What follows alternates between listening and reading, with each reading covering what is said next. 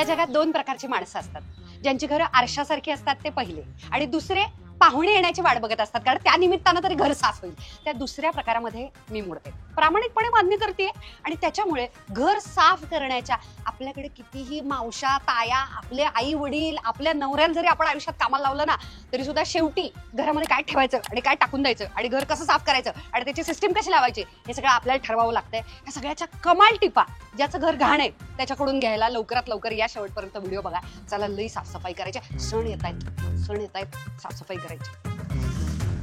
Number 1, घर साफ करताना साधारण 5 टप्प्यांमधून आपल्याला जावं लागतं असं माझ्या लक्षात आलंय. त्याच्यातला पहिला आहे ट्रॅश म्हणजेच कचरा, दुसरा आहे लॉन्ड्री म्हणजे कपडे, तिसरं म्हणजे भांडी, चौथा आहे अशा गोष्टी ज्या त्या जागेवरती नाहीत, आणि 5वं म्हणजे अशा गोष्टी ज्यांना स्वतःची जागाच नाहीये. पहिल्याकडे जाऊया. कचरा साफ करताना फक्त घरामध्ये सगळ्यात पहिली स्टेप काय करायची? घराकडे मस्त डोळ्यांनी एक नजर फिरवायची आहे आणि बघायचंय कुठच्या गोष्टी चक्क कचऱ्यामध्ये टाकून द्यायच्या आहेत.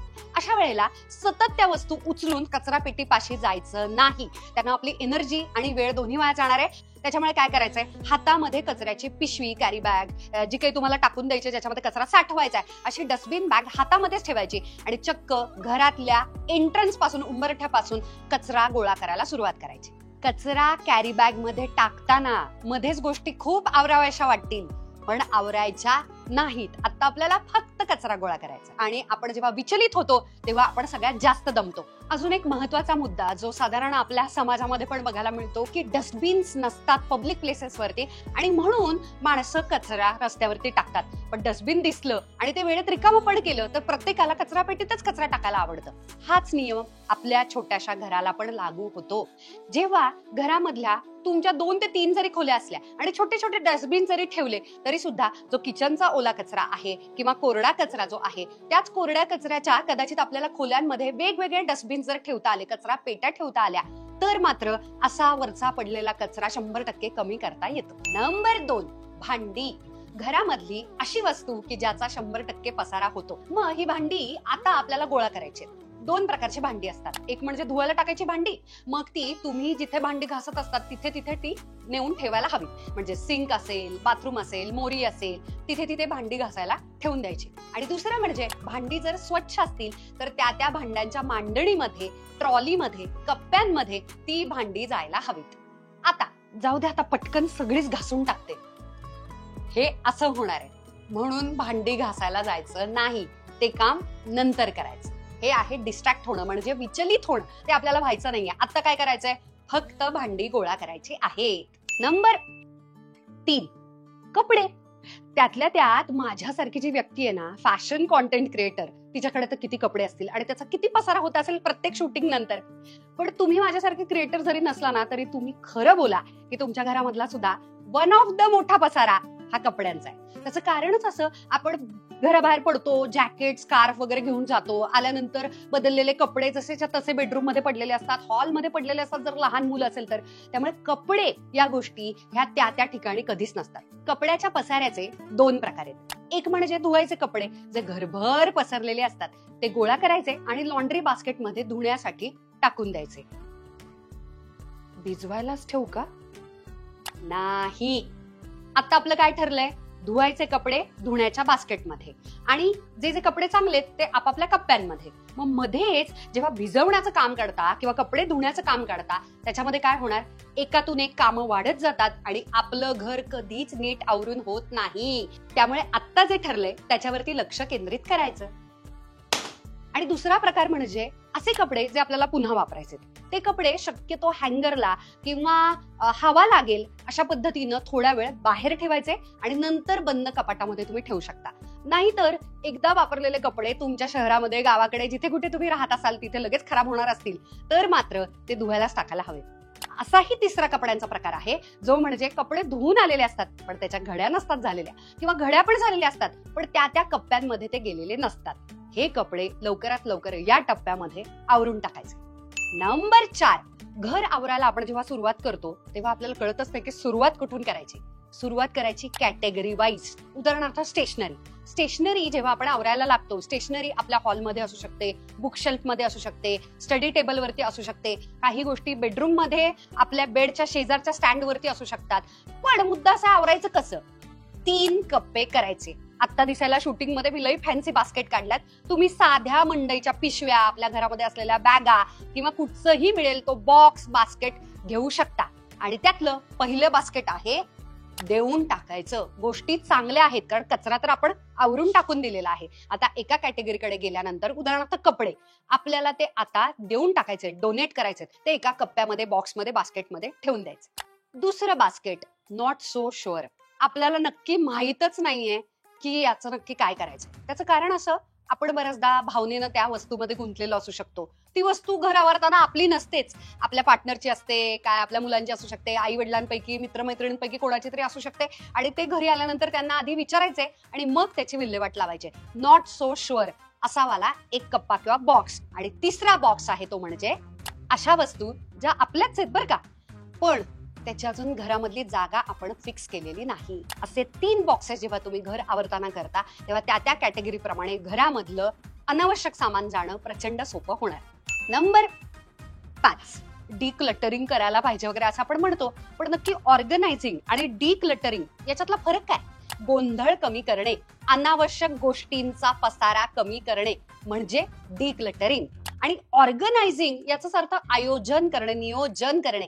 डिक्लटरिंग झाल्याशिवाय ऑर्गनायझिंग कधीच करता येत नाही, हे लक्षात ठेवा. डिक्लटरिंग करत करत आल्यानंतर आतापर्यंत तुमचं घर बऱ्यापैकी आता क्लीन दिसायला लागलंय, जर हे तुम्ही आतापर्यंतचे मी सांगितलेले टप्पे फॉलो केले तर. मग आता काय राहिलंय? अशी गोष्ट जी फक्त तुम्ही करू शकता, कारण की तुम्ही कितीही मदत घेतली तरी त्यांना माहित नाहीये ना की कुठच्या गोष्टी ठेवायच्यात आणि कुठच्या गोष्टी टाकून द्यायच्यात. म्हणजेच डीप डिक्लटरिंग. आता ड्रॉवर उघडायचे, कप्पे उघडायचे, कपाट उघडायचे आणि त्यातल्या पुन्हा एकदा 3 असे बॉक्सेस करायचे. आणि त्या गोष्टींचं एक म्हणजे कुठच्या गोष्टी आपल्याला डोनेट करायच्या, दुसरं म्हणजे नॉट सो शुअर, ठरत नाहीये त्याचं काय करावं, त्याचं आपण नंतर बघूयात. आणि तिसरी अशी गोष्ट ज्याची ती जागा ठरलेली नाही. का नाही ठरलेली? कारण त्याचा तो कप्पाच नसेल. म्हणून तर एक ड्रॉवर उघडताना त्याच्या आत रिकामी पेनं, त्याची तुटलेली टोपणं, त्याच्यानंतर कात्र्या, सुई दोरा, मध्ये चिकटपट्टी, अशा असंख्य गोष्टी ज्या खरं तर बेडरूम मध्ये ड्रेसिंग टेबलच्या जवळ आवरतानाच्या नटण्याच्या आहेत, त्या पण स्टेशनरीच्या ड्रॉवर मध्ये जाऊन बसलेल्या असतात.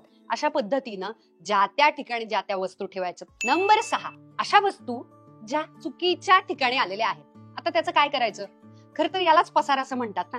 घर आवरण्याचा मी ऍक्च्युली एक वेगळा व्हिडिओ केलेला आहे, तो हा व्हिडिओ बघून झाल्यानंतर नक्की बघा. त्याच्यातला एक महत्वाचा मुद्दा आहे जो मला प्रचंड आवडतो, तो मी मात्र इथे सांगते. ऍक्टिव्ह झोन आणि पॅसिव्ह झोन. जेव्हा तुम्ही आता समजा किचन आवरायला घेतलं, किचनचा ओटा स्वयंपाक करताना प्रचंड ऍक्टिव्ह झोन आहे, म्हणजे सगळ्यात जास्त आपण तो वापरतोय. तिथे ट्रॅफिक जॅम होऊ नये म्हणून स्वयंपाक करताना कमीत कमी भांडी वरती काढून ठेवायची, नाहीतर त्या सगळ्या भांड्यांच्या मधून स्वयंपाक करणं अवघड जातं. कारण की किचनचा ओटा हा ऍक्टिव्ह झोन असतो. मग न लागणारी भांडी पॅसिव्ह झोन मध्ये, म्हणजेच भांड्यांची वेगळी मांडणी असेल किंवा खालच्या ट्रॉल्यांमध्ये ती भांडी जायला हवीत. यालाच ऍक्टिव्ह झोन आणि पॅसिव्ह झोन म्हणतात. आता वस्तूंच्या जागा करण्यासाठी ना लोकांना डायरेक्ट शॉपिंग करायची असते. ते जे कंटेनर्स असतात ते वाया जातात. माझ्या गेलेल्या पैशांवरून तुम्ही शिका. मग काय करू शकता?